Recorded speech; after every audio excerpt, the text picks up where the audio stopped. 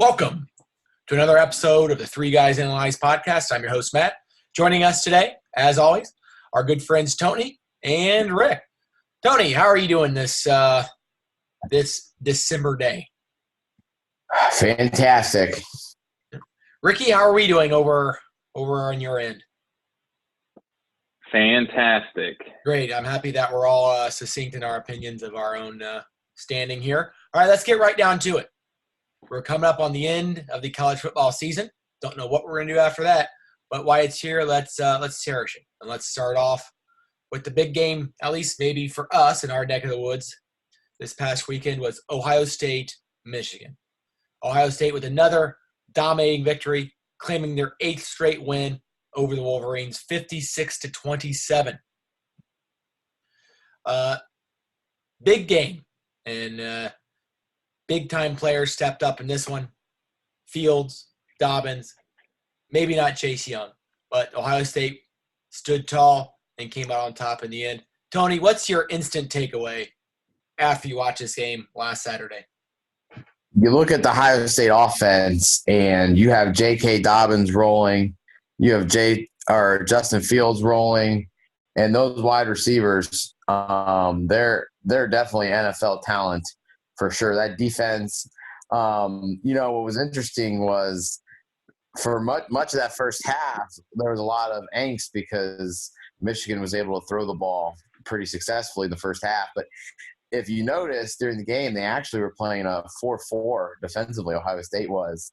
And so there was a couple matchup problems that were worked out, obviously, in the second half. I think it was a little disappointing not to see Chase Young get going.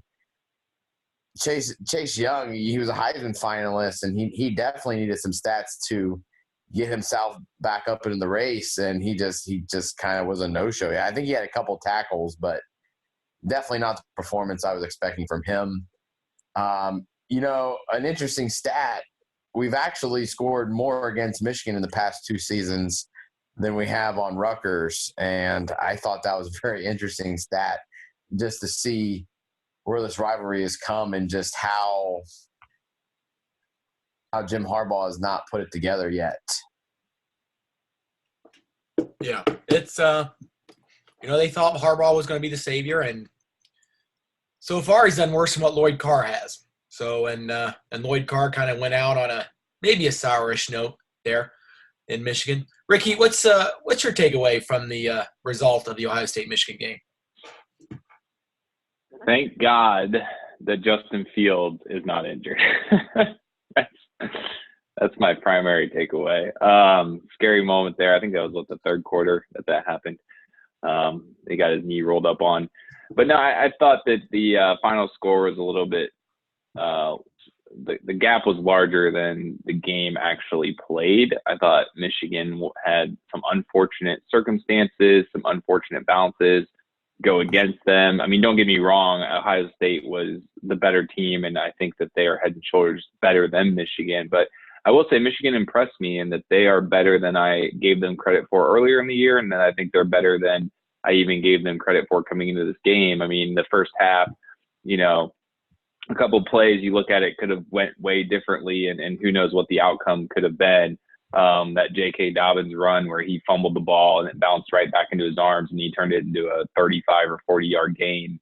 And then in the second half, I think when the game was still pretty close, and Ohio State was going to punt the ball back to Michigan, and Michigan jumps off sides, and then the very next play is a touchdown for Ohio State. So essentially, that's a turnover avoided by Ohio State, and then the turnover that Michigan essentially had, and both of those went for OSU touchdowns. So I thought it was a well-played game. I think this Ohio State team, as we've said week after week after week, is just the most complete Ohio State team that there's been in the last 5 or 6 years. They can win on both sides of the ball. Their pass defense needed a little bit of work, but as Tony said, that could have been a little scheming also that was done by the defense coordinator there. But I'm excited to see what happens here as we get into the playoff, or I guess the conference championship games and then the playoffs.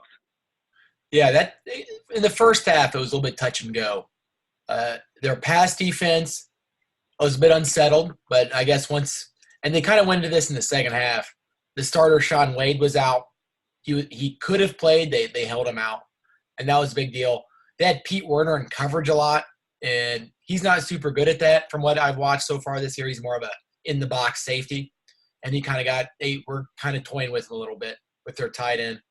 But their run defense is stout as ever, and they can count on that every single week. And I think when they're healthy, their pass defenses, they got NFL talent back there, first-rounders. And that's something we're going to hang our hat on this year as opposed to last year where you just never know what was going to happen. Maryland nearly beat them last year. So am I surprised they came away in the end, like with a wider margin? No. But like you said, I was impressed with Michigan. Shea Patterson probably had one of his better games of the year, at least early on in that game. He looked good. Second half, we put the clamps on him, and we played a little better. But just on to the next one, on to Wisconsin next week. Now, I have a question to pose to you guys, and I heard this brought up on things I've listened to, things I've read. Is this game still a rivalry, right? Usually the other team has to win. Tony, is this still a major rivalry? Just because right now Ohio State has dominated the series for so long, I don't think that you could say it's not a quote-unquote rivalry anymore. I think it's still important to both teams in terms of making sure they beat the other team. I think just right now we forget the John Cooper days where John Cooper went 2-10 against Michigan as 2-10-1 as Ohio State's coach. So, in this rivalry, the pendulum can swing, and I think we can't we can't take this success for granted for sure. And even though right now it might seem like Penn State or Michigan State or even Wisconsin are more quote-unquote rivals because of how, I guess, often we've played good classic games against them, I don't think you can take and say that same thing about Michigan because honestly, if you talk to people around Ohio State, they believe more that, beating Michigan is more of a way of life and not just, it's rivalry week. Yeah, you might be right. Now, I did read an article on ESPN after the game where Justin Fields said that he knew players on Michigan, and he was quoted as saying that Ohio State takes the game more seriously than what Michigan does. Ricky, do you think that there's recency bias with this take, that maybe this isn't so much of a huge rivalry anymore? I think that it depends on how you define rivalry, right? So, I'm a Browns fan. I still think Pittsburgh is our biggest rival. That's who I get up and watch and root against and want to see lose when they're playing the Browns and when they're not playing the Browns. And obviously our recent history, or not even longer than recent history, against the Steelers isn't great. So I think rivalry can mean a couple things. I think it's how the teams feel about each other, which there's no love lost between Ohio State, Michigan, and the hatred or the passion or however you want to classify it or name it still exists. So in that sense, it is very much a rivalry. I think that, yes, Ohio State, I think this is 16 of 17 years that they've beaten Michigan and 18 of the last 20 or something. So it's been very one-sided. But with that being said, Michigan's done enough to keep themselves relevant. They're entering these games, and not every year, but enough of the years that, this year they were number 13, right? Had they beat Ohio State, they'd certainly be a top 10 team. So it's the gap between OSU and Michigan is wide from a recruiting standpoint, from a talent standpoint, even from a coaching standpoint. But, I think all three of us sat here and we get a little nervous when the Ohio State Michigan game comes. I know I did. When I saw Michigan score that first touchdown, I was like, oh boy, here we go. So because it is still one of those games that anything can happen. So I think it's very much a rivalry. I don't know where it falls in the pantheon of rivalries across all sports anymore, if it's still the top rivalry. I think it hit its apex there in 2006 or 7, but when it was 1 versus 2. But I certainly think it's still a big rivalry game. Now, now you brought this up earlier, and I can remember a time when Ohio State, after they won their first title and they were competing nationally, and when they played teams like Florida and they played teams like LSU, where the talent disparity, you could see it on the field. Like, we were pretty good. Those Troy Smith teams were pretty good. But when we played Florida, when we played LSU, they were much better than we were in terms of, their defensive line, their speed, their quickness. Now, Ohio State's at a position now where we've recruited those guys, and we're just as fast and we're just as skilled. Michigan, however, doesn't seem to be the same way anymore. There was a time where Michigan – But hold on. If you look at the recruiting rankings, I'm going to play a little devil's advocate. If you look at the recruiting rankings, yes, Ohio State's up at the top, but take a look the past couple of years. I think there was one year Michigan was like 20th, but besides that one year, they're in the top 10 consecutively, and quite a bit. I mean, they're still getting the recruits. So what does that say about Harbaugh and his staff then? I think now Jim Harbaugh has finally gotten out of his archaic ways, and I think that this year you saw kind of their new offense, and I think that, with a little bit more work, I think this rivalry is going to be more relevant in terms of that, top 5 matchup again here, and I think it's going to come very, very quickly. And I think, like I said just a little bit ago, we cannot – every win we get, we can't take for granted. Yeah. Well, I think the thing is, though, I mean, Tony, you bring up here. So here's the records under Jim Harbaugh, right? 10-3 his first year, 10-3 his second year, 8-5, 10-3, and he's currently sitting at 9-3 with a bowl win. He'll get back to 10-3. So of the 5 years he's been there, he has a very realistic chance to have 4 be double-digit win seasons. So I think it, speaks to something I've been saying the entire season is there is a chasm between your tier 1 college football programs and everyone else. I mean, yes, Michigan may have years that they're in the 10 teens, maybe slip to a 20, maybe get back to a 6 or something in the recruiting class rankings. But unless you are a Clemson, an Ohio State, an Alabama, an LSU, someone that consistently year after year is a top 5 recruiting class and that's just filing blue chippers and 5-star and 4-star recruits across every position, from the starters all the way to the last person on the bench. I mean, I think that it's difficult to compete with some of those programs. So, I mean, I don't think Michigan's been bad in any circumstance. I just think they've been above average to good. It's just they're not a great program. Yeah. I don't think they're up there anymore, at least with like the Alabama, the LSU. Well, maybe not so much LSU, maybe now after this Joey Burrow thing and the Eddie O situation. But Ohio State's up there. They're one of the elites. And even with Ryan Day coming in, it seems like they haven't missed a beat. They've gotten better this year, at least defensively with some of their hires. So I think that gets to our next question, right? So, Tony, you mentioned it, and you think Harbaugh, the hiring Josh Gaddis, letting him call the plays, that's going to move them into a maybe more new way offensive situation where they're not just pounding the ball out of, I-backs and heavy tight end packages. Is Harbaugh on the hot seat in Michigan? Ricky, what do you think about that? I would say no, because he's a Michigan guy, and that program has had – it's almost like when you get to a certain point of going through coaches that you are on the borderline of just becoming a laughingstock or a joke of a program or whatever you want to call it. So, I think Harbaugh has done enough to keep his job, and there will be Michigan people that will be upset that they're not better, that upset that they haven't won the Big Ten, that they're upset that they're not in the conversation to go to the playoffs. But at the end of the day, those same people need to realize that it has been, 22 years since Michigan's last national title.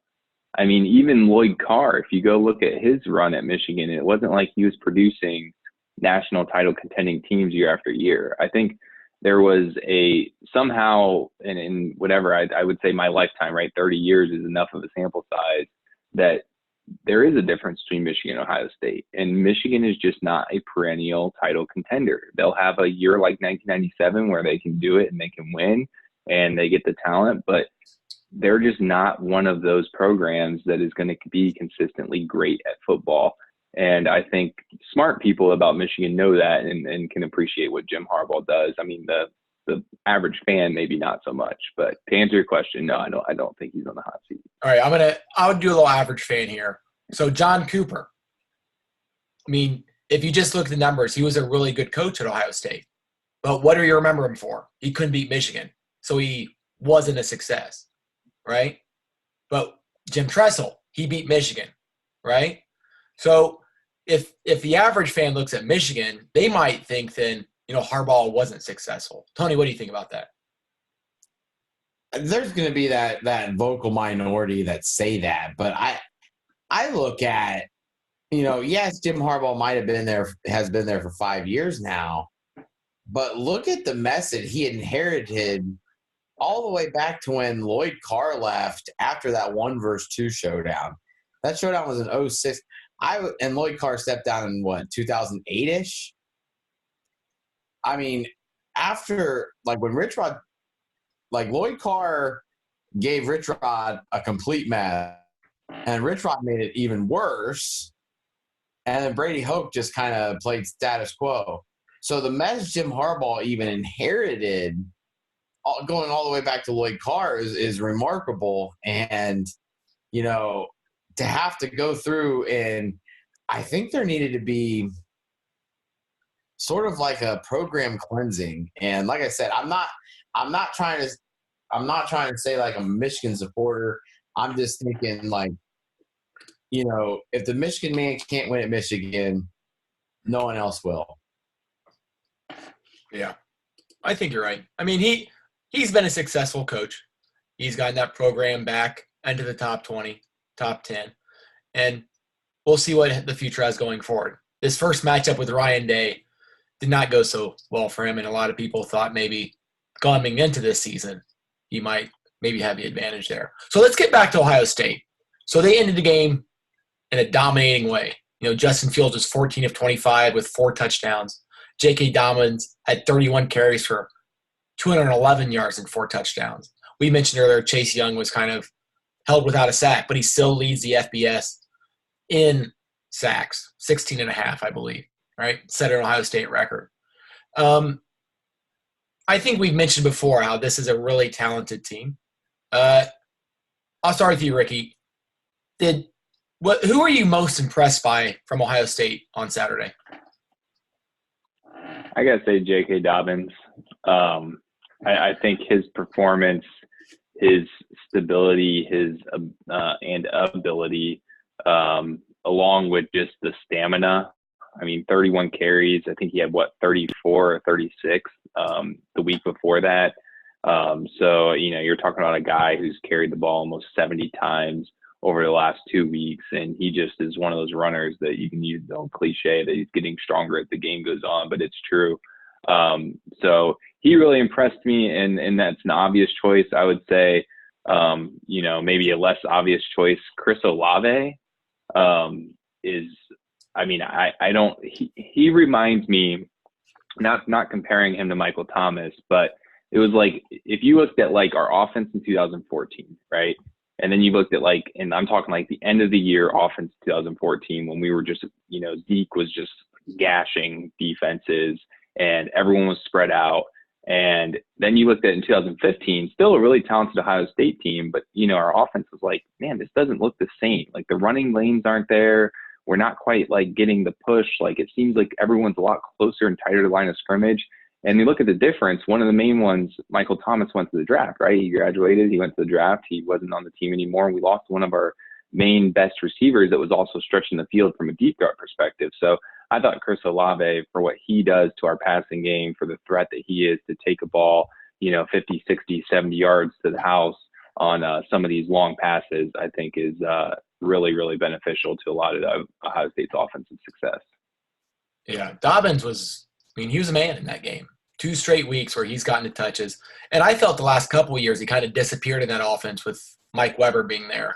And Mike Weber leaving, was the best thing that could have happened to J.K. because he stepped out, and he might well be the first running back drafted in the draft this coming year. So he's made himself some money, that's for sure. Tony, who is your standout performer? And I say that, and I'm reading right now that Justin Fields was named the Big Ten Offensive Player of the Year.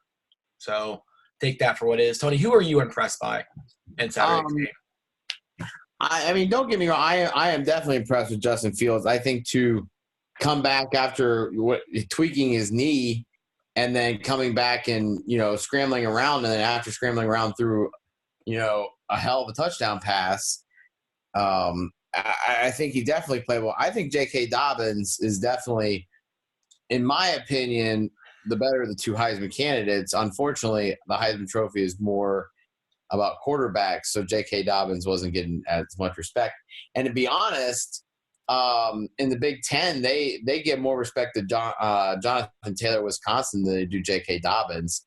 And, it's amazing to think that just the amount of sheer talent Ohio State has is just definitely amazing. And to have it with a first-year coach, Ryan Day, bringing in new defensive coordinators and Greg Madison from Michigan, and new hot name on the coaching carousel, Jeff Hafley. I think all of that is just, to me, definitely a surprise. And I think Ryan Day definitely deserved getting Big Ten Coach of the Year, just because, people thought with Urban leaving that this was going to be a step-down season and this was not going to be as good. And I am definitely impressed with the job he started. Heck, Ryan Day's already getting, rumored NFL interviews. So that just tells you how well he's already, skyrocketed his stock in just one season. Yeah. Look, Justin Fields is going to go to the Heisman Trophy ceremony, and the only play that they're going to show the entire time was him getting injured, going to the tent, coming back, scrambling, and throwing a touchdown. I mean, that is the play that I think we will remember him by his entire career. Now, maybe he goes on next year and does something for us too, but that is the play. That's what we'll remember. When I watched it, Ricky, you said this earlier about him not being hurt. Like, that's the one guy we can't lose. Right? We don't have a replacement for him. I'm sure Chris Chugginoff is a great guy in the huddle. Players probably like him, but he's not doing it. Hey, former West Virginia Mountaineer. Hey, there you go. Good Chug isn't doing it. So when J.K. comes back on the field, it's like seeing the Messiah walk into the stadium at that point. And he comes in, little knee brace on, and just balls out. Throws that deep touchdown pass to Garrett Wilson, and we're off. We're back to where we were, and we feel even more confident about the kid, right? He showed in that moment he's not soft. He's a gamer. He wants to be in there. He wants to win. And he's been at Ohio State for, 3 months on campus, and he wants it. And I'll write for that guy anytime, right? I'll be his biggest fan from here until next year when he declares for the draft after the 2020 season. I mean, that's really impressive. The only thing I'm thinking about now is how many players from Ohio State are going to be invited to the ceremony. I think Fields is going to be there for sure.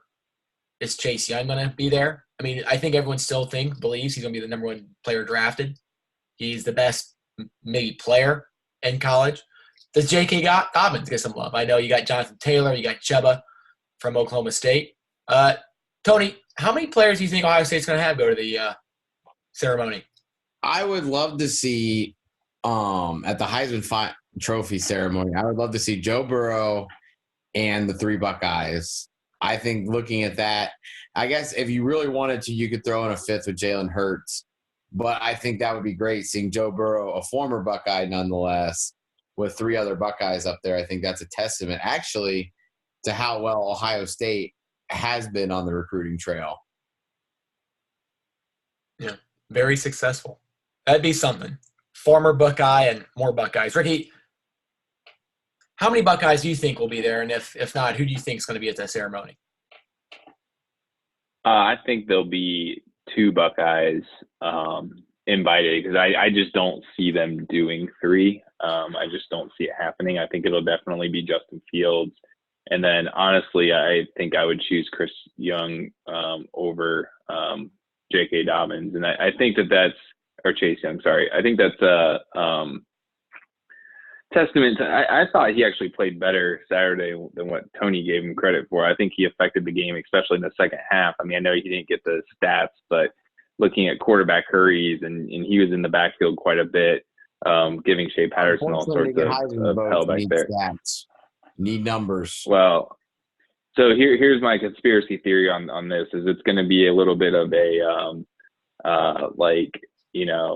I think the NCAA was embarrassed by the suspension and the investigation, and I think this is going to be a little bit of a makeup to that whole ordeal in the middle of the season that they got crushed on. So that's my conspiracy theory is that he'll get invited because I think the NCAA is gonna try to make up for their idiotic suspension of him earlier this year. I think the other thing that helps Chase Young is I think unquestionably everyone knows he's really good. Like he's not a guy from like a low-level mid-tier school that's had a really great season. Right? Everyone knows him. They know what he looks like. He's got the big dreads. He looks like Predator.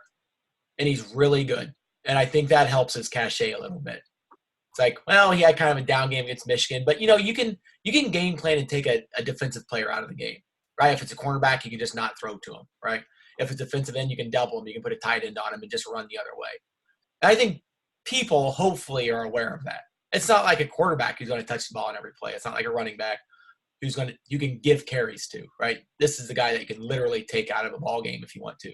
I think people just know he's really good. I think he'll be there. Fields will definitely be there. And some years they have 3 guys there. Some years they have 4. Some years they have 5. How many people did they have there last year, Tony? Do you remember? I think they had 5. No, typically, I think the lowest I've seen is 3, and the most I've seen is 6. Okay. It has to do with the votes, right? Because, they vote beforehand. Correct. And they pick like the top whatever depending on the percentages. So, yes. I think this year, I think we're all pretty much in agreement that Burrow's going to win it. I guess it just depends who comes in second. I mean, that's still a really big honor just to be up there in that consideration. All right. I think we've kind of wrapped it up, but let's just end on this. Tony, we've gotten to the regular season. What is your outlook for the Ryan Day era in Ohio State going forward? I think right now the Ryan Day era looks very bright. I think right now, he's going to be in that upper echelon of, I guess, great Buckeye coaches with Woody Hayes and Urban Meyer and Paul Brown. And I guess you could, Ryan Day, and then you'd have Earl Bruce in there even. But I think he's definitely going to go down as a legend, and it starts now. The only thing that I could see, I guess, taking all of it away is just, if the NFL calls and wants to make that step. Yeah. So, wow. Ricky, that is crazy. Build the statue now. Yes, yeah. And yeah, that is like, we talk about prisoner of the moment. Jesus. Hey, let's anoint this guy the best coach of Ohio State history. Inspired me. Ryan Day has re-inspired me. So this is what my take on Ryan Day, and I'm just gonna dampen the expectations here for him is Brady Hoke, okay, in his first year at Michigan went 11-2 and they won the Sugar Bowl, okay. So just remember that. So I am a Ryan Day fan. I am happy with how the team has played. Obviously, they've looked great, but we all know that this game is about recruiting, and you can be the best game planner, you can be the best coach. Look at PJ Fleck. He is an awesome coach, awesome motivator, awesome mentor, and Minnesota played really hard for him. You know what Minnesota doesn't have? They don't have talent. And we saw that in the last 3 games of the year. They do not have the talent to compete. And we'll see. I hope Urban Meyer was a great recruiter, and Ryan Day is getting to reap the rewards of Urban's recruiting that he had done. So this is a really talented team. I think it's never easy, but it's easier to go undefeated with a team that has NFL superstars all over it. We'll see how years 2, 3, 4, 5, and 6 look if he can keep up this same standard of recruiting success. Yeah. I know he's kept a lot of the machine in place in terms of the recruiting people that Urban had on the staff. He's kept a lot of the coaches together that Urban had. He's replaced Greg Schiano. That's called addition by subtraction, and brought in Halfley. And, he's got a good group together. And, it's like every year Alabama has a new staff. You'd like to see Day keep this thing rolling, keep consistency, keep the new quarterbacks coach they have in there working with Fields, and just keep the machine going. I love Day is a very excitable coach, maybe more so than Urban. Urban is very serious and a guy that you would normally see there. Day seems he's younger. Maybe he's a player's coach. I mean, I don't know how that works in college anymore with all the coaches they have on staff. But I'm looking forward to it. I really didn't know what to know. A coach in waiting, what's that mean? He hasn't been with the program long. He was with Chip Kelly. We know how Chip Kelly kind of was in the NFL and then flamed out a little bit, and now is doing whatever he's doing at UCLA. So we'll see how that goes. All right, so moving off of Ohio State, we spent a lot of time over there. The rankings that came out this past week, the only real movement is that Utah has moved up to 5, Oklahoma moved up to 6, and then Baylor moved up to 7. And I think the only real talking point here, guys, is who is going to be in that number 4 slot. Tony, let's very succinctly, who do you think in the end, if Ohio State wins, Clemson wins, LSU wins out in their title games, who is going to move into that 4 spot? Utah. Okay, very succinct. Wow, a big upgrade over last week. Man, I gave you a long pause there because I didn't know if you were going to continue talking or not. Ricky, who do you think moves into that 4 spot? I'd say Utah as well. I agree with Tony. Yeah. I'm trying to think here if Ohio State holds the number 1 spot, who would I rather play, Utah or Oklahoma? And I would say probably Utah. We know they're in the weaker division. And look, Jalen Hurts has experience in the big game, and I would rather play someone that does not. There's not a single person on Utah's team that has played in a real serious game. So I would rather play them much more than they just played the Pac-12 title game last year. Oh, yeah? Yeah, I mean, that's still a big – I mean, a conference title game is still a big game. Sure. Yeah. What are they doing? Listen, I think that I would rather play either of them. I mean, I think they're both bad in comparison to the top 3 teams. I think this is a perfect season for anyone that wants to fight back against the argument of they need to expand the playoffs to 8 teams. It's like, why do we need to expand the playoffs? I mean, we know who the top 3 teams are. We can't even find a solid 4th team to go against them. So I agree with you. Utah seems a little bit less scary than Oklahoma, but let's remember Oklahoma got beat by Kansas State, went to overtime with Iowa State, almost got beat by TCU, and they were down by 21 points to Baylor. So, I mean, this Oklahoma team isn't necessarily, lighting the world on fire either. Utah lost to a USC team. Who were trying to fire their coach at one point during the season. Hey, they're retaining Clay Helton. What a great thing. But not to get sidetracked, they lost to USC. But other than playing Washington, which is typically a tough squad, they didn't really have that close game as compared to Oklahoma, as Ricky mentioned. I think their defense is very good, to be honest. But I think right now, Utah would have a better opportunity to beat us than Oklahoma or Baylor at this point. All right, so moving on from these college football rankings this past week, we have championship weekend. So every conference has their championship game. The Big 12 has one now, right? They briefly said they were never going to have one. What, Tony, they had one last year, right? Yes. Right. Okay, the year before that is when it all got weird. So we have our first championship game. We're going to look at the Big 5 conferences. Well, Tony, quickly, you're the only one that cares about the Cincinnati-Memphis game. Who do you got in that one real quick? I got Memphis. Okay, great. That's awesome. A lot of good take there. All right, so the Pac-12 title game, we have Utah ranked number 5, playing Oregon, ranked number 13. Utah is a 6.5-point favorite. Tony, what do you got for the Pac-12? I got Utah and covering the 6.5-point spread. Keep an eye on, name for you, Zach Moss, Utah's running back. Okay, Zach, is he related to Randy Moss, Tony? That I couldn't tell you. Okay. Speaking of Randy Moss, is it his son that plays for LSU? Is that right? Nephew. Nephew. Okay. I do believe. All right. Ricky, Utah versus Oregon. Who do you got? I've got Oregon in this game. I think the experience that Justin Herbert brings, and then this receiver they got, Johnny Johnson III. I expect him to have a huge game. I'm thinking multiple touchdowns, over 100 yards receiving, and I got the Ducks 27-21. Wow. I also am going to take Justin Herbert and the Oregon Ducks based on a couple things, mainly all non-football reasons. Ricky, you just said Johnny Johnson. Never heard of him before. Right now, you saying that. Tremendous name for a receiver. The third. The third. Yeah. Johnny Johnson the third. That means he's 3 times as good as the first. That's what that means.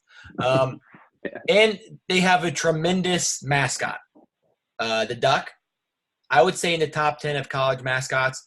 Tony, what is Utah's mascot? Can you remind us again? The Utes. What is that? Is that an animal or? It's an Indian. Like a Native American. Yeah. Do they have Listen, like a how do you expect a dry state that has no alcohol to come up with creative, fun mascots? Okay, that's just it's not gonna happen. Yeah, that's a good point. I mean, yeah, I'm not gonna get into. I was gonna make a BYU joke there, but that's probably off color. All right, let's move on to the Big 12 title game here. We have number 7 ranked Baylor and the 6th ranked Oklahoma team. Oklahoma is a 9-point favorite. Remember that Oklahoma came back from being down big points to Baylor and ended up winning that game they played during the regular season. Ricky, we will start with you. Who do you like in the Big 12 title game?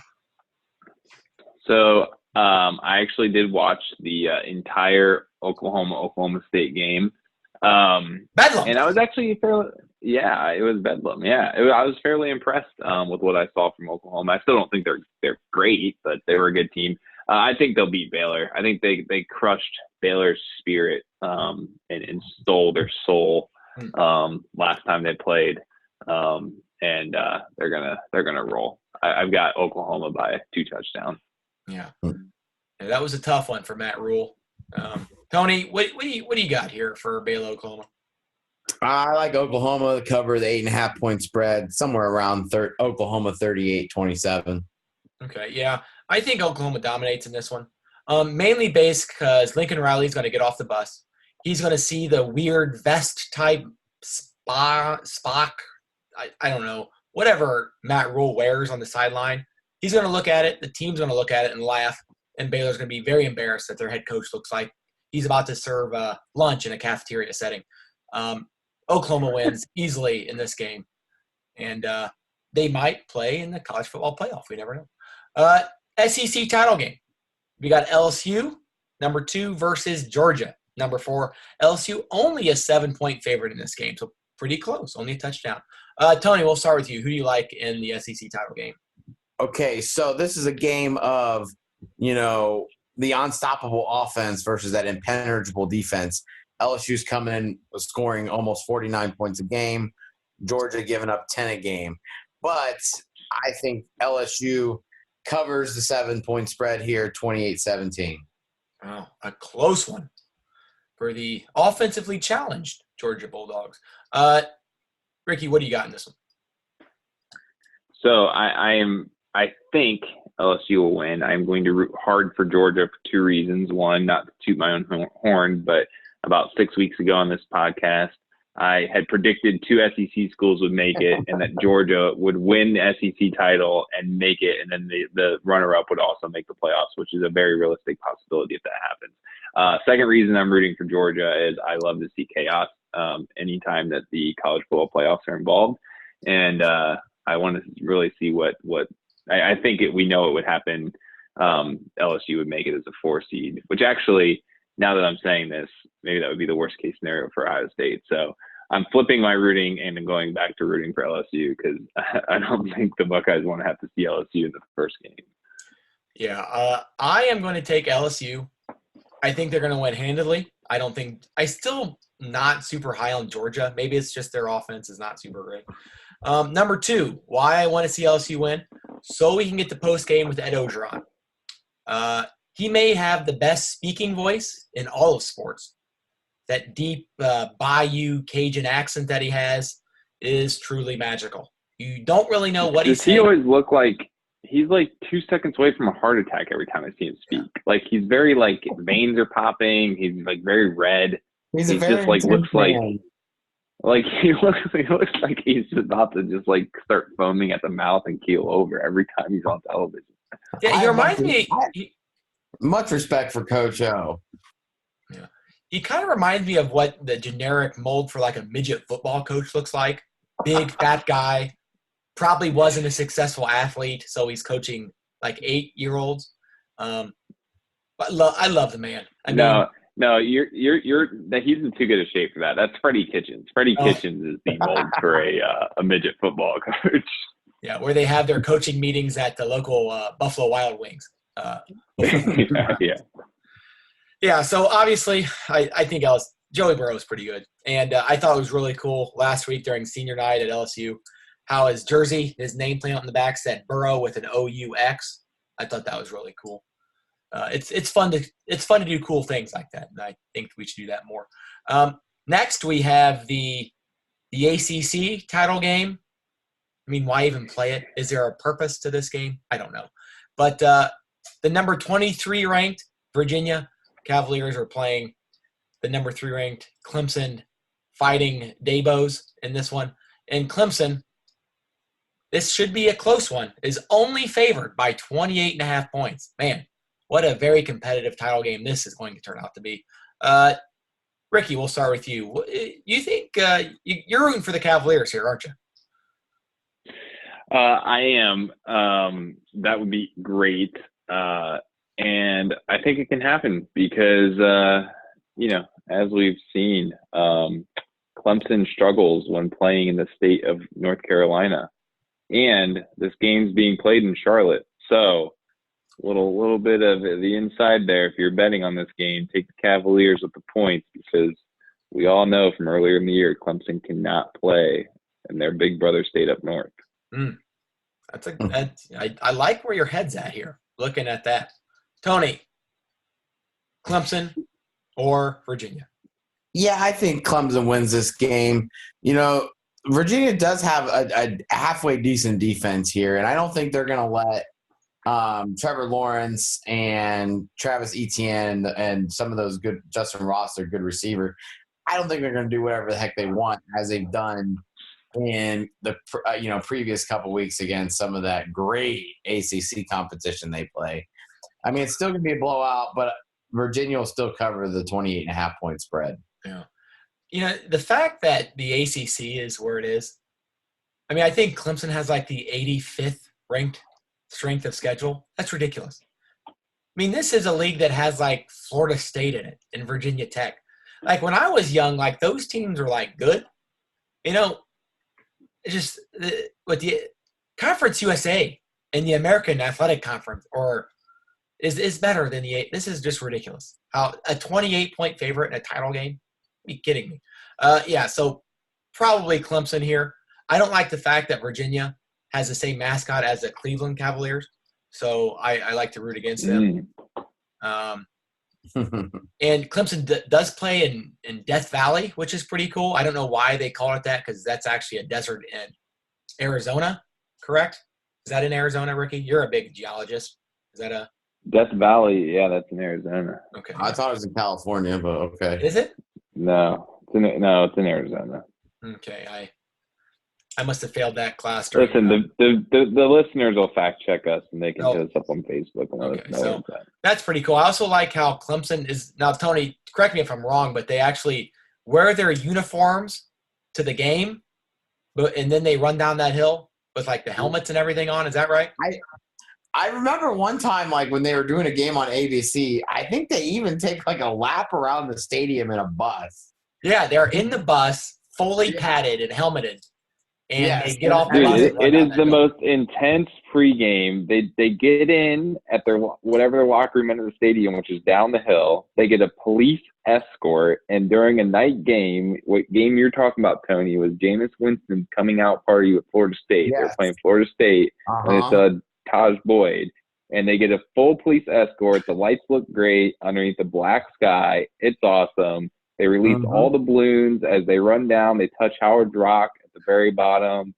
It was the best 10 minutes of an interlude into a football game I've ever seen. And then Clemson went on to get smashed by Florida State that game. But You mean to tell me Jameis didn't throw 4 to 5 interceptions and fumble the ball 3 times in that game? I think this was back before he fondled that Uber driver and God took away all of his natural athletic gifts. I believe he leads the NFL this season in both picks and fumbles. Jameis Winston does. And probably touchdowns to the other team. Yes. Because it seems like every one of his picks actually go to pick sixes, too. He had 2 of them against the 49ers in the first week of the season. Hey, you guys will give him a big extension this offseason. Oh, I'm sure. I can't wait for 4 more years of Jameis Winston. All right.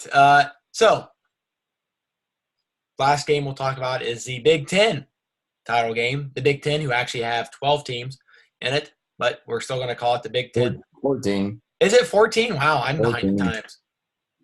Or was Nebraska in the great team of Rutgers? Were those 13?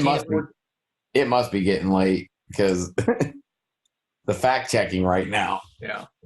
I mean, do we count Rutgers as a legit – they're the worst Power 5 conference team in the country. Kansas was better than them this year, so I would definitely agree.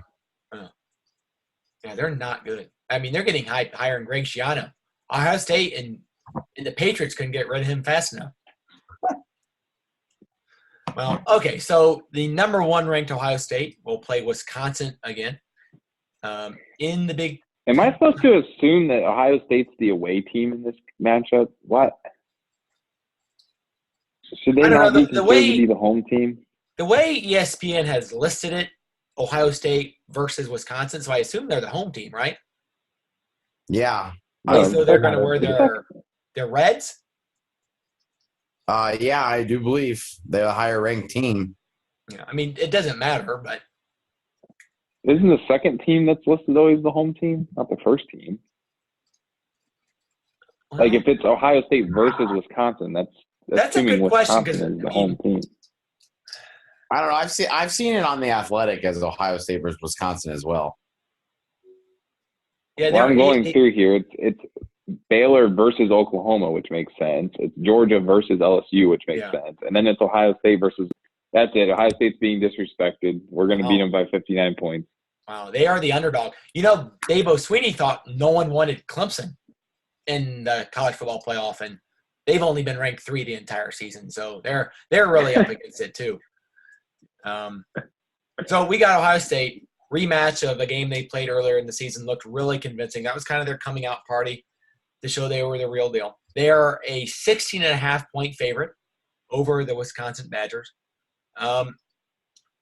Obviously, we can't say it's going to be the same thing again. They've got tape. They're out. Wisconsin's obviously, hopefully, going to change their game plan a little bit. I'm sure Ohio State has a couple things in the cupboard they want to pull out for this. Tony, do you think it's just going to be the same old thing, a run back of how they played earlier in the season, or do you think this game's going to go a little bit differently? As good as what Wisconsin's been all year, Ohio State, they have too much firepower on offense and defense, too many blue chippers. Ohio State rolls here. We'll say 49-17. Okay. That's a big number. Oh, Ricky, you don't feel the same about that. I like the confidence. I'm just not sure with Wisconsin's, let's ground. They play football like they play basketball. I mean, it's just boring to watch, and they just pound you, and it's like, they line up in a jumbo package every time and hand the ball off to that overhyped. Literally, I think Jonathan Taylor will go down in my book as the most overrated, Big Ten superstar I can ever remember. Never shows up in big games. Never, ever shows up in big games. I think that they'll cover the spread. I'm just not sure they can get to 49 points. But I'll take Ohio State. You know what? We're going to say they're going to do slightly better than they did last time. We're going to say 41-7 instead of 38-7. Okay. So this game is in Indianapolis at Lucas Oil Stadium on the turf, indoors. I would say, do we all think that this situation would favor Ohio State, the surface they're playing on? Maybe if they were playing in the snow in Minnesota, that would be really cool if that was where they had their Big Ten title game at. But it's not played indoors. I think that favors Ohio State's speed. And look, Ohio State dominated the last time. At no point did we think that Wisconsin was really doing much. Their quarterback wasn't doing a lot. Jonathan Taylor wasn't doing a lot. And Ohio State's gotten better as the season went on. Hopefully Shaun Wade plays this year or this week. Not that I think Wisconsin has the skill players to really take advantage of them being down Shaun Wade, as maybe Michigan did. That Cone guy hasn't really lit it up at all. So I think Ohio State's going to cover. They want this game. They want to get into that playoff, and they got a lot riding on this. Now, the only thing only thing we can really add to this is if Ohio State, say they were to lose this game, Tony, do you think they're still in the playoff? Yeah, I think at this point, LSU, Ohio State are both locks, and I would say Clemson is probably a near lock at this point. Ricky, do you feel the same way? About Ohio State and LSU, I agree. I don't think Clemson is a lock. I think if Clemson gets beat, they're out. Yeah, from what I've read, I think that's kind of what the committee has intuited. I mean, like Alabama, Clemson really hasn't. If they lose to Virginia, I mean, who have they really beat? You know, right? Like where's their schedule at? Like, why do they deserve to be ranked that high? I know I've said this from the very beginning. It's like if we base these rankings, which they should be off of a completely blank slate, you know, Clemson. I mean, I think I sent this to Tony the other day that Akron has the same amount of wins over like top 10 teams as like Alabama has, or like top 25 teams. Obviously, Akron is 0-12, and Alabama has not beat a ranked team this year. So it's a similar situation with Clemson. Like they haven't really played anyone. But I think Ohio State's still in, and LSU would be. It would just, I guess, who moves up, who moves down, who's the other team that gets in. So I think we have a lot to watch this week. Tony, are all these games on Saturday? The Pac-12 game is on Friday night. All the rest of them are on Saturday. Okay. What do you know what the schedule is then for Saturday? I know you're really high on scheduling conflicts and whatnot. Okay, so the Big 12 game is on at noon. SEC is on at 4. Big 10 is on at 7. ACC is 7:30. Well, that's pretty good. Well, you can go from one to the next. Well, guys, I think this has been a pretty nice podcast so far. We've covered a lot of things, spent a lot of time on Ohio State, Michigan, and we gave you a nice outlook of what's happening this week with the college championship. Obviously, the week after that, we won't have much to talk about. Maybe we can spend 45 minutes talking about Army Navy. Tony, I'm sure you'd really like that, talking about the service school. So, hey, guys, thank you for listening to our podcast. I believe this is our 13th episode, lucky number 13. Hopefully we can make it a 14th next week. Tony, anything on the go here? 2 solid games we didn't talk about earlier. I got App State minus 6.5 over Louisiana. And then I have Lane Kiffin's Florida Atlantic minus 7.5 over UAB. Okay. All right. I'm sure people are locked into that one as well. Those games. Big money. Ricky, anything for our fans here on the go? Yes. I'm going to steal something from the Levitard show. So is someone that refers to Appalachian State as App State a jackass or an irredeemable jackass? That's a great question. Maybe That's all I have. Is there something that falls in the middle of that? I don't know, Tony. You're the one what do you think about it? Which one do you feel you are? Very hurtful statements there to end this. Well, we can agree to disagree, I guess, on that front. Another podcast, perhaps. For me, I did go and watch Frozen 2. A little depressing. Not a huge fan of the music, but there was like an homage to like an 80s power ballad. That was pretty interesting.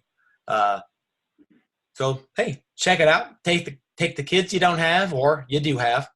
I did not take any kids. They wouldn't let me take my cat into the theater. Apparently don't like animals in there. So, guys, enjoy your that's weekend. a crushing review. Like, I think all Frozen has going for it is that it's uplifting and the music's good. So if it's depressing and has bad music, that's like the worst Disney movie I've ever heard of. Yeah, they say, that the middle movie, like Empire Strikes Back, is a little bit more depressing and grounded. Spoiler alert, Luke loses an arm in that and he figures out Vader's his father. There's nothing like that happens in Frozen 2, obviously. But it was very melancholy, I thought. Not a huge fan of Elsa. Don't really have a lot of nice things to say about her personally. I like Anna more. She seems a little bit more cool. I do like the snowman, Olaf. I mean, who doesn't like snowmen? Isn't it Anna? Is it Anna or Anna? It's Anna. Thank you. Shout out from the outside, Anna. I'm sorry. But hey, Frozen 3, I'm sure will come in 2-3 years and it'll still make $1 billion at the box office. So, hey, thanks, guys, for listening. Hope you guys have a nice weekend coming up. A lot of football in store. And, hey, see you next week.